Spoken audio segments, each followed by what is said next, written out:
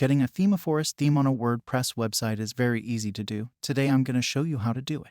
Let's get started by opening your browser and navigating to the Themeforest website. Once there, log into your account. Proceed to the Downloads section, where you'll find a list of your purchased themes. Click on Download and select the WordPress installation file, usually provided as a zip file. Download this file to your computer. Now, access your WordPress dashboard. On the left sidebar, locate the Appearance option. Hover over it and select Themes from the submenu.